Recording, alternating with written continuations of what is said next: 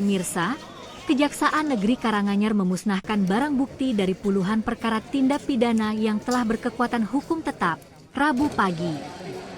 Kegiatan ini digelar di SMA Negeri 2 Karanganyar dan dirangkai dengan penyuluhan hukum bagi para pelajar. Pemusnahan barang bukti dilakukan terhadap 25 perkara narkotika, 3 perkara perjudian, 12 perkara pencurian, 5 perkara penganiayaan, 2 perkara penipuan, 1 perkara pencabulan, serta 1 perkara rokok ilegal. Selain itu, turut dimusnahkan sebanyak 724.000 batang rokok tanpa cukai. Kegiatan ini melibatkan sejumlah unsur penegak hukum, mulai dari Pengadilan Negeri Karanganyar, Polres Karanganyar, hingga Bea Cukai Surakarta, serta Dinas Lingkungan Hidup dan insan media.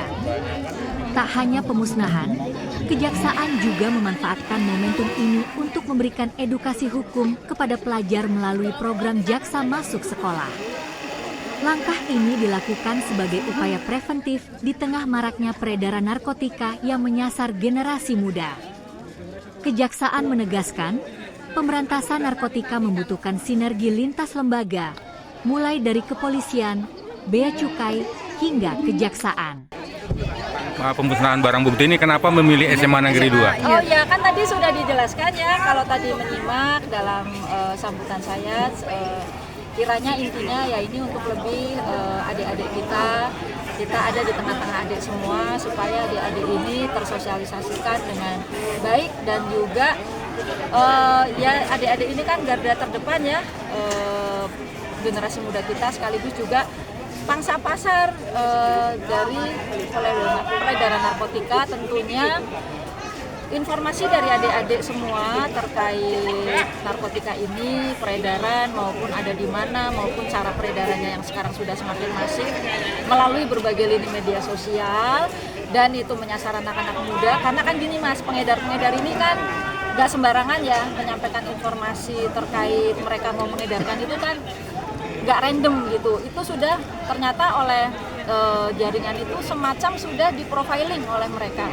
Jadi kami berharap adik-adik ini ketika mengetahui itu mempunyai jalur atau punya akses untuk menyampaikan kepada aparat penegak hukum.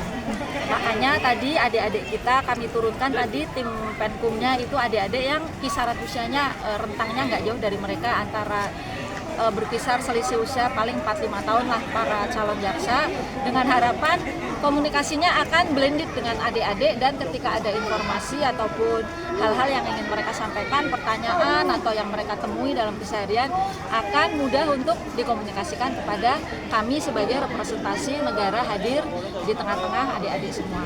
Melalui kegiatan ini, para pelajar diharapkan tidak hanya memahami bahaya narkotika, tetapi juga berani menolak dan melaporkan jika menemukan indikasi peredarannya di lingkungan sekitar. Dari Karanganyar, Iwan Iswanda melaporkan.